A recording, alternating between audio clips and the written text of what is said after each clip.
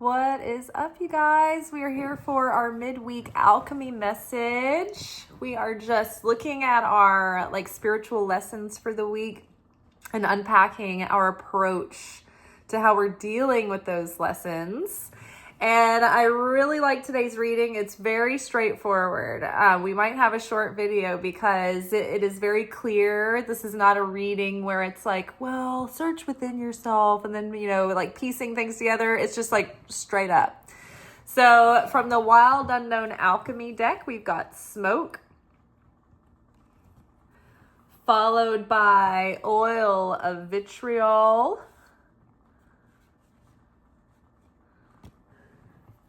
followed by 10.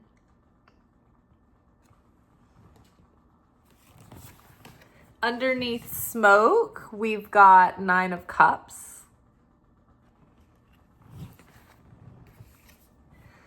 Underneath the Oil of Vitriol, we have 7 of Wands.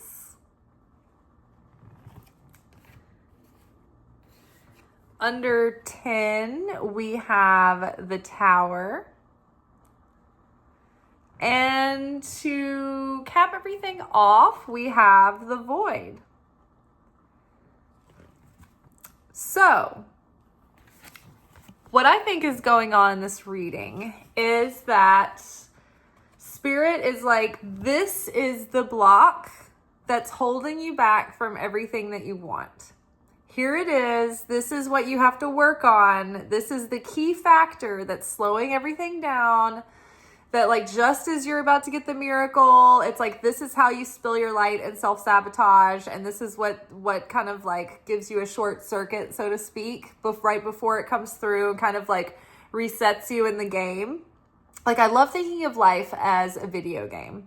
Because as you're trying to move through the level, you're facing these different challenges and opponents, and you're losing points and you're gaining points, or your character might be losing life force, or you might fall into a chasm and it's game over, come back for the next try at this round kind of thing.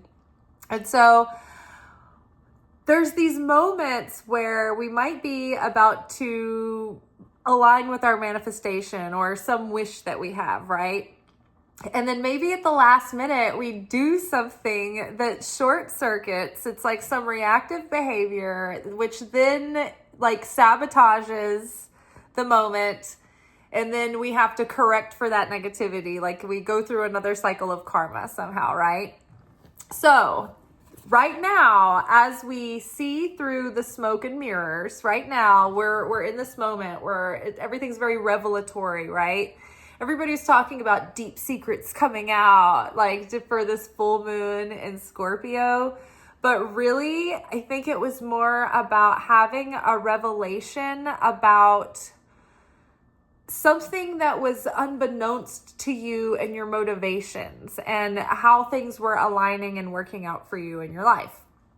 So the revelation here, one of them, is that, okay, we're seeing more clearly, okay, if life is a simulation and everything that's happening in my experience is happening for me, in order to poke and prod and trigger my Kleepot, this is the negative shells of ego, the ego shells of negativity that build up over time and shroud our inner light. So the more that we break those shells, the more that we reveal our inner light and our true self. We break down our false layers of false self. And so everything that happens to us in our life is part of a simulation, we're in a game. And everything is happening in order for us to fulfill our soul assignments and complete our soul's correction in our incarnations, right? So the smoke and mirrors is that we believe everything that's going on that's upsetting us. And we get sucked into the soap opera. And even though it's real, it's not real. It is, but it isn't. And so our experience and perception with this real simulation has an effect on the reality of the simulation that we're getting, the story that we're getting. When we observe energy, depending on whether or not it's being observed or measured, it might behave as waves or as like points, as atoms. This is the building blocks of reality itself, right? So depending on how we're perceiving and how we're observing the way that the world is playing out around us will affect the makeup of the world that is happening around us. And it's happening that way so that we can correct our soul. So life adjusts according to the level that you're at in your consciousness. It kind of adjusts automatically to give you just enough resistance to keep triggering you so that you can see where your weaknesses still are. So you can be like, oh, I'm now aware of this. I can be more conscious. I can choose to transcend this lower material, animalistic consciousness and reactivity, and I can master my higher self and transcend, and I can restrict my desire to be reactive, and I can pause and become sovereign and wait till everything settles before I take an action. That way I can use free will and my reason and my higher mind rather than always be going through life in a constant reflex or response or defense mechanism, right? So now that we see, okay, I understand the game that I'm in. I understand that I'm in the game. I'm starting to understand the levels and I get the assignment. So now that we know the assignment and the game, we realize, okay, this is the time of the Omer, the counting of the Omer, the 7 weeks after Passover that's going to offer us challenge. So here we are. We're in this extra challenging stretch of the game right now. This is a very complicated level where all of our Achilles heels are going to come out and tempt us into reactive nature so that we short circuit, lose our points, have to start over, right? Have to start the level over. So we see through the smoke and mirrors, and now we are starting to key in on specifically what it is thematically for us in our life that we have to heal, evolve, overcome, work on in order to finally get what we want. The Creator doesn't let us have our fulfillment of all our dreams and all of our ducks in a row and be at peace early on, because when we're satiated and satisfied, we don't do the inner work and we don't become closer to God. We don't want to cleave to God. We don't want to spend time on that relationship because we think, oh, everything, all's good. I am a mountain of strength. Everything is fine.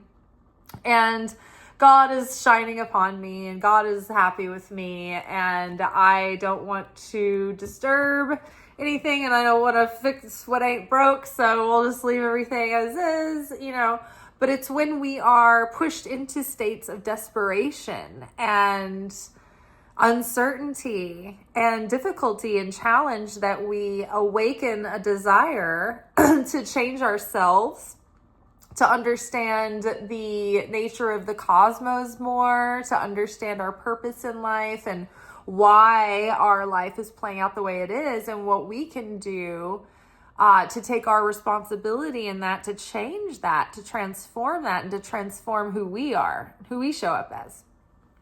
So having the assignment and knowing, okay, if I want to get to this next level, then there are some tasks that I need to do to get the talisman to go through. So right now we see through the smoke and the mirrors of the challenges and the things that are happening, and instead of being victimized and being like, why is this happening to me? Why is this always the way? We're like, oh, this is my opportunity to earn points and to transform my darkness in my soul. Because what happens is when we transform our darkness in our soul and we break those shells of negativity, that energy is then released, but it has to be redirected into something, right? The law of conservation of matter, it's a very physicsy video. The law of conservation of matter says that matter cannot be created nor destroyed. It can only be transformed. And so that's our work of spiritual alchemy. We take our darkness and we transform it and transmute it into light, into goodness, into strength, into wholeness, right? And when we take that negativity and we break it apart, that releases the energy. And so then from there, that energy becomes redirected and reformed into something of goodness. And that evil has been forever removed from the cosmos, but not removed in a way that creates a paradox or a vacuum, but in a way that's truly transformed and can maintain the stability of existence. So we did it, yeah.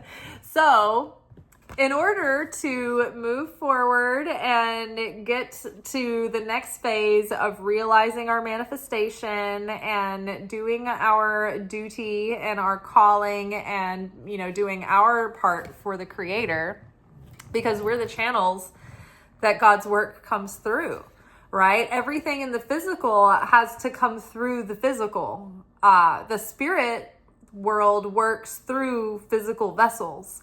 And so if we're not cooperating and we're not here to be of service to the Creator, then the Creator needs our hands and our feet, and or the Creator doesn't need us to do these things necessarily, but in order for us to correct our soul correction and to change our soul at all, we need us to do this.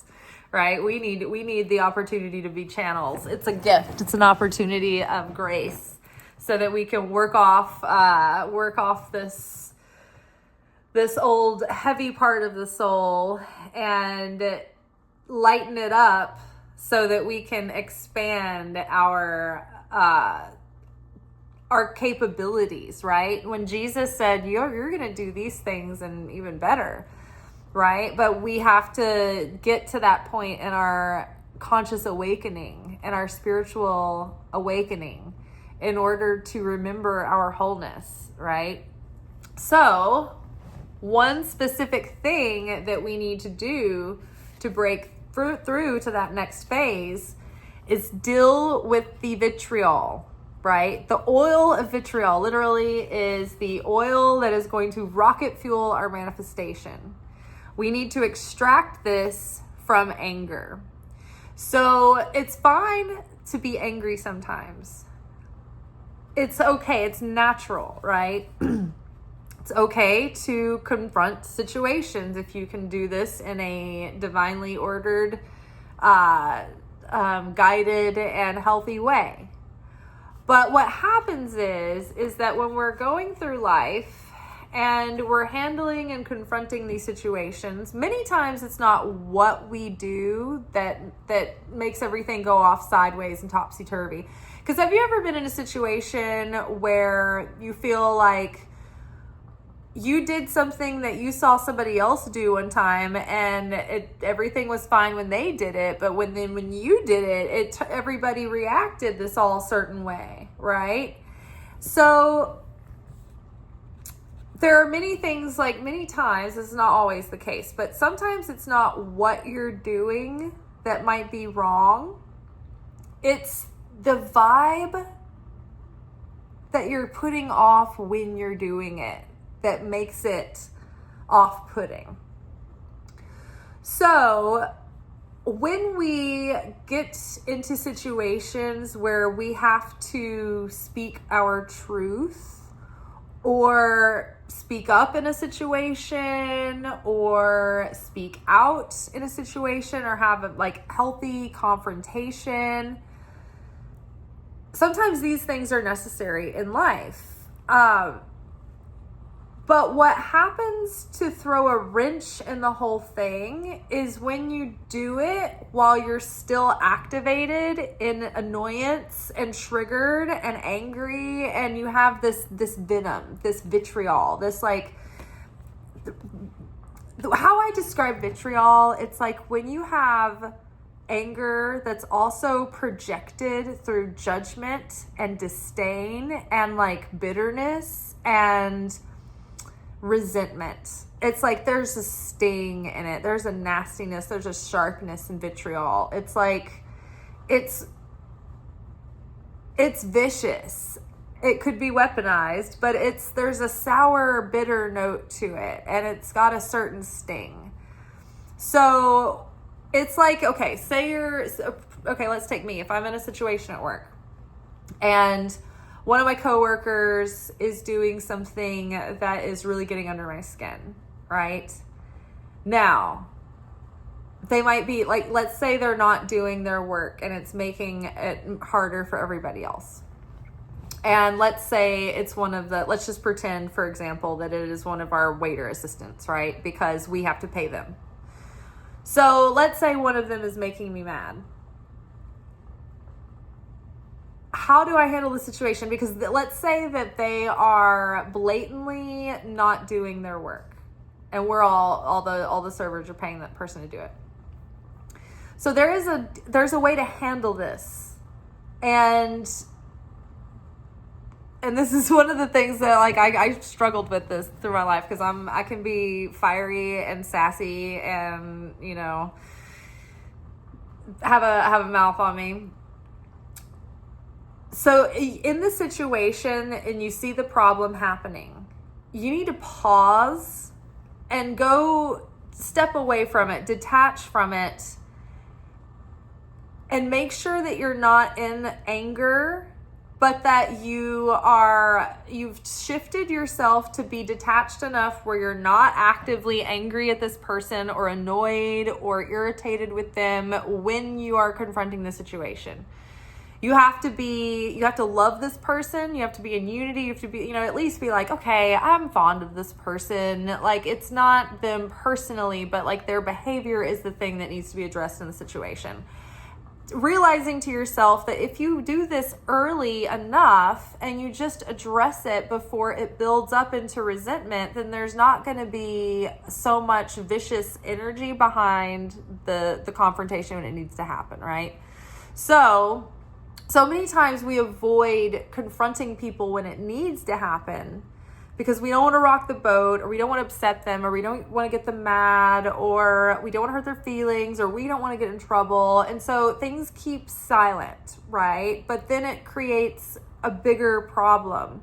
It creates resentment. Everyone else is feeling the same thing. Nobody wants to say anything. It creates a toxic environment of like everyone's frustrated and resentful and everything. So it's positive to constructively address something, but you can't do it when you have, even if you're trying to hold it in and be like, all right, I'm trying to be nice about this. Like, just wait until you feel neutral.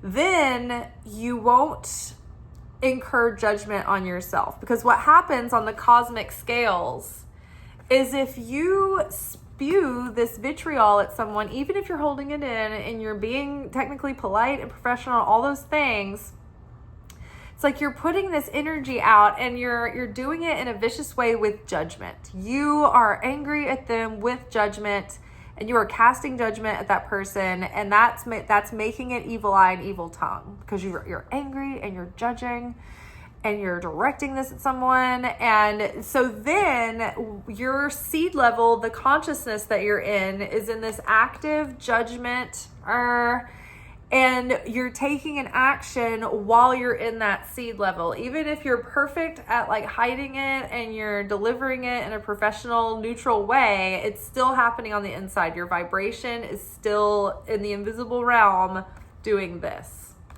So the cosmic scales know this. So when you do something towards someone, like and cast judgment on them, it actually, even if you're justified and right, you're going to incur judgment on yourself. It's like a cosmic booby trap. So if you need to address a situation, then just step away from it, disconnect from it, and come back to it when you can be neutral and you don't have anger, and you can be like a loving, positive, like open person who doesn't have this dangerous hyena venom going on, right? This is going to help us overcome our blocks, right? The Seven of Wands is about standing up for the courage of your convictions.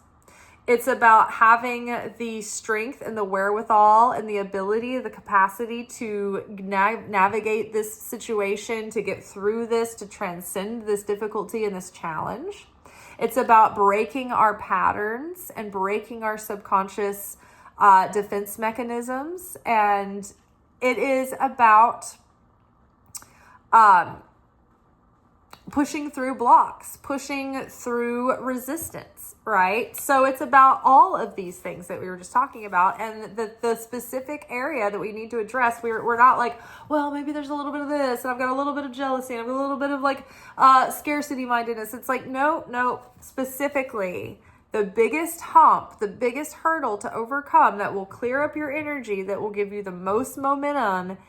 And because what happens is there's so many things that you might be doing in life, so many things that I might be doing in life that otherwise would have been successful, would have gone smoothly, would have landed.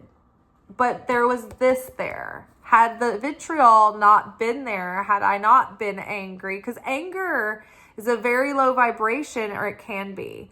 And so when we are in anger, the Holy Spirit, the Spirit of God, the Shina, cannot cleave to us in that moment. The greater light of our soul leaves our body when we're like enraged, and we are temporarily taken over by like a negative spirit. So that's why, like, if you have anger beneath whatever's going on, you're not having a fruitful you're not having fruitful results. So the anger is undermining all the fruitfulness of the efforts. So if you can just bring in all your intention, all your focus, you don't have to spread yourself out and wonder, what are you doing wrong? What are you doing wrong? Just focus for the next month on letting go of, it's not even like, anger is too general and broad, because suppressing all your anger is not going to be healthy. We have to feel this anger, and sometimes it is rightful and righteous and healthy and needed to feel anger. Sometimes we need to feel that, but about the right things and in the right ways and in the right context. But what this specifically is that anger that is also entrenched with bitterness and judgment and projection and resentment, and it's a sharper, bitter, sour anger, right? And it's vicious and it is malicious, right? So think about it that way. So we're overcoming that, and that is going to help us break through the blocks that have been holding us back with everything else. Now, this is going to be very expansive. Like I said, if we can focus on just, it's not repressing the anger, it's restricting the anger. The difference between repressing and restricting is like, repressing is like denying it and stuffing it down, whereas restricting is accepting it and saying, okay, I feel this, but I'm going to pause and I'm not going to act right now, and I'm not going to react. I'm just going to wait until I can work with these feelings, learn from what they're trying to tell me. Like, not bypass them, not stuff them down, but like be with it, but like not act, not become reactive until I can get like a neutral ground, till I can ground myself, till I can be emotionally sober and use my free will and my reason also. Okay, so once we can restrict our anger so that we're not acting out on it and being reactive in those moments, but we can feel it, digest it, learn from it, let it pass, really transmute it, we're going to have a lot more expansion and abundance coming in. It might become accelerated. Maybe it'll be like when a dam gets backed up and like a lot like high rain and they have to open up the dam because like the reservoir is filling up, it might just gush through, right? But we've got to overcome and transcend our reactive nature. Okay, but we also can't avoid the confrontation altogether. That is avoidance. That is cheating. That's like saying, okay, I'm going to go under my bed for the next 8 weeks and avoid contact with anyone, and I'm not going to bring anything up, so that way I can pass go and collect my $200. Nope, because that's not going to transcend anything. That's not going to move your soul along. That's just, you're going to stay stagnant. So you have to do your best to make an effort, but you can't hide out, because the lesson here is not to avoid speaking your truth, because there's two kinds of evil tongue. There's the evil tongue that comes from what we're saying, like saying negative things. But then there's also the evil tongue that comes from not speaking up when you should and not saying things that you could have said or should have said. So we're learning about having proactive, healthy confrontation when you have to, quote unquote, rebuke someone.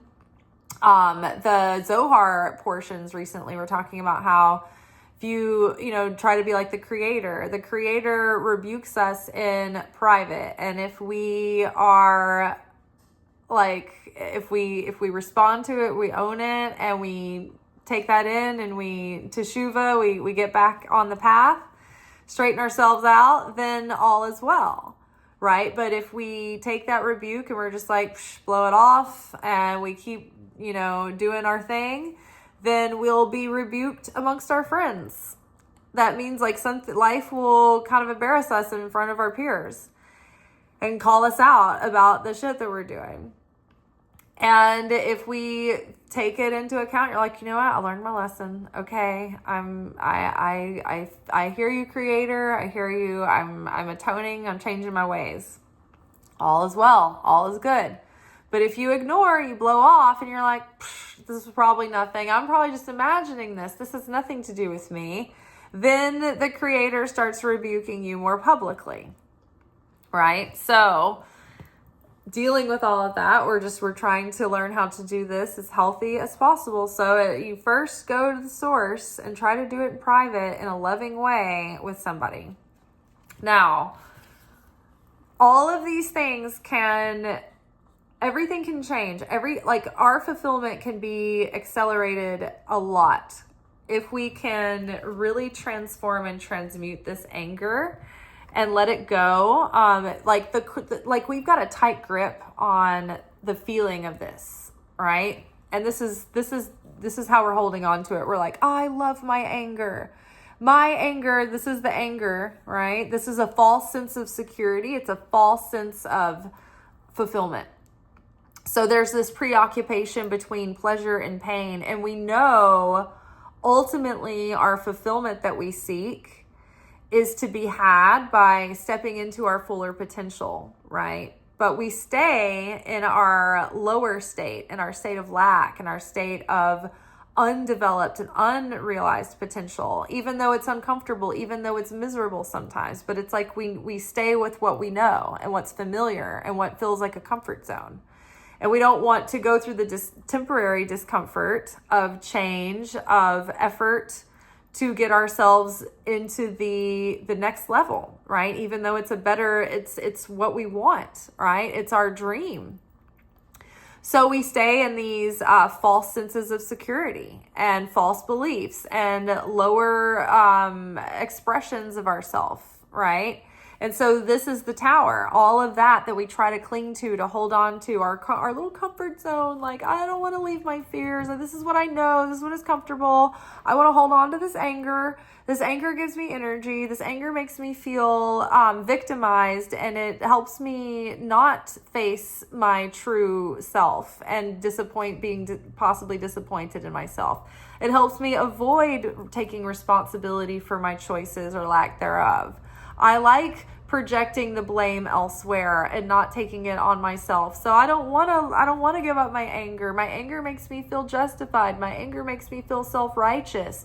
See what I'm saying? Like the anger, it's bitterness, it gives us this hit of energy of what we perceive as the light, and we perceive it as pleasurable to some degree. It gives us a sense of satisfaction. Oh, it's so satisfying, right? But it's not fulfillment. It's not fulfillment, and it's keeping us in limbo, and it's keeping us in arrested development, right? So we have to let our ego go and let go of our wanting to be right, of our wanting to be self-righteous and wanting to be justified. We got to let go of that in order to let go of this anger, right? And it's hard to do that because we're looking into a void.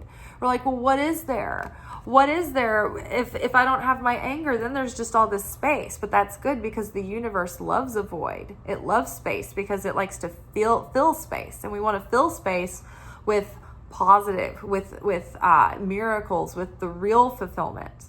But we can't have affinity. We can't fill our void with something that we don't have affinity with, right? So we've got to get rid of this that's covering our void.